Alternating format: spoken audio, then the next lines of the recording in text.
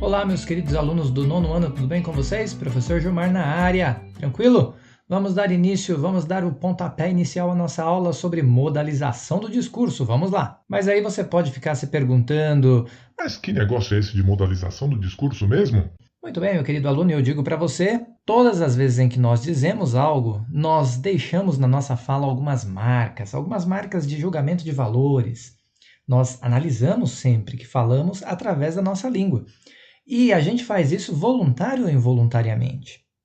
Então, a modalização do discurso nada mais é do que aquele momento durante a fala, durante a conversa, momento em que você está analisando verbalmente uma imagem, um texto, uma situação, você transmite efeitos de sentido através da sua fala, enfatizando algo ou, o contrário, atenuando o nosso discurso. Todo esse processo é chamado de modalização do discurso. Então vejam essa tirinha que abre o módulo de vocês, Jornal da Granja, uma tirinha das galinhas filosóficas. Uma boa notícia, o Brasil exportou menos 2 toneladas de frango este mês. Aí você se pergunta, bom, do ponto de vista da galinha, esse enunciado ele é positivo ou negativo? É positivo, obviamente. E como é que a gente sabe disso? Olha como é que a galinha anuncia uma boa notícia. Agora, se a gente pensar do ponto de vista de criadores de aves, esta informação vai ser negativa, não? Então, o efeito de sentido conseguido através do enunciado da galinha se dá por meio do adjetivo boa. E é assim que a gente consegue modalizar nosso discurso. Como é que se dá então a modalização? Através dos recursos linguísticos utilizados no momento da fala. Substantivos, adjetivos, verbos, todos esses elementos linguísticos, dependendo de como são usados, nós damos no nosso enunciado ou nos nossos enunciados efeitos de sentido. Então veja o exemplo. Ele é abonado. Esse adjetivo abonado significa alguma coisa, vocês entendem, né? Dizer ele é abonado é diferente de dizer ele é rico. Quando você usa o adjetivo abonado, você está transmitindo outra ideia. Outra ideia que você não conseguiria transmitir através do adjetivo rico. Outro exemplo. Imagine uma situação de campeonato de futebol. E aí você lesse uma manchete desse tipo. São Paulo despenca na última rodada do campeonato.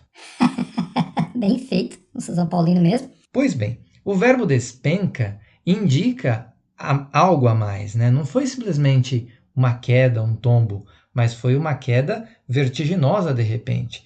Um time que estava indo bem, de repente, cai de uma vez. Então, o verbo despenca significa muito mais que cair nesse caso.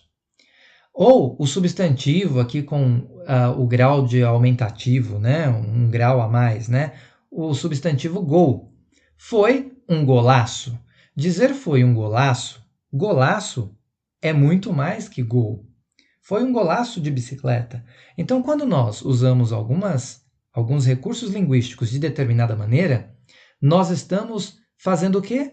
Modalizando o nosso discurso, empregando no discurso efeitos de sentido. Além de adjetivos, verbos, substantivos, nós também temos advérbios. Os advérbios também ajudam a modalizar o nosso discurso. Por exemplo, para dar a ideia de dúvida e incerteza, nós usamos o advérbio talvez. Veja o exemplo. Talvez o mecânico conserte o carro hoje. Então agora eu tinha toda desesperada ali com o carro todo danado, né? Ou, obrigatoriamente o mecânico consertará o carro hoje. Nesse caso, existe a ideia de necessidade, porque obrigatoriamente o mecânico consertará. Então ele não tem uma outra saída, ou parece que não estão dando uma outra saída ao mecânico. Perceba então a diferença de sentido entre talvez e obrigatoriamente. E os modos verbais também ajudam a modalizar o discurso. Imagine que você usasse o presente do indicativo. Falha elétrica causa lotação nas estações de metrô. O indicativo está me dando a ideia de certeza, e essa é uma característica desse modo, né, do modo indicativo, já estudamos isso. Ou a dúvida, através do modo subjuntivo. Eles não creem que falha elétrica cause lotação nas estações de metrô. Então perceba a diferença do primeiro enunciado para o segundo. No primeiro enunciado existe a noção de certeza e no segundo enunciado a noção de dúvida, através do subjuntivo. Vamos analisar agora umas manchetes de jornal. Títulos de notícia. Primeira, na terra dos gringos, compra de imóveis no exterior atrai brasileiros, seja para investir ou passar as férias e até mesmo para alugar.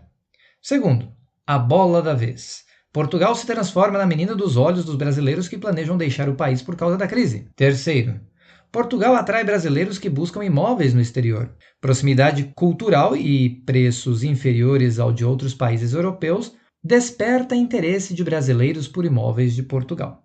Quarto, o Brasil nunca esteve tão apaixonado por Portugal. Setor imobiliário dá pulos de alegria ao ver investidor brasileiro, depois da crise econômica, trocar Miami por Lisboa. E aí, meus queridos, ao analisar esses títulos, a gente percebe que apenas um deles possui aquela característica de objetividade da linguagem jornalística.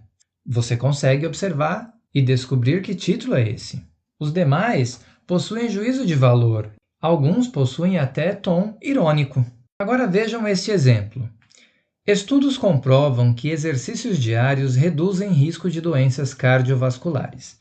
Ao utilizar o verbo comprovam aqui, no modo indicativo, presente do indicativo, o enunciador, ou seja, aquele que enuncia esta fala, está concordando com o fato de que esses estudos são dignos de confiança, ou seja, são estudos fidedignos, confiáveis. O contrário aconteceria se o enunciador dissesse: parece que estudos comprovam que exercícios físicos ajudam a combater problemas cardiovasculares.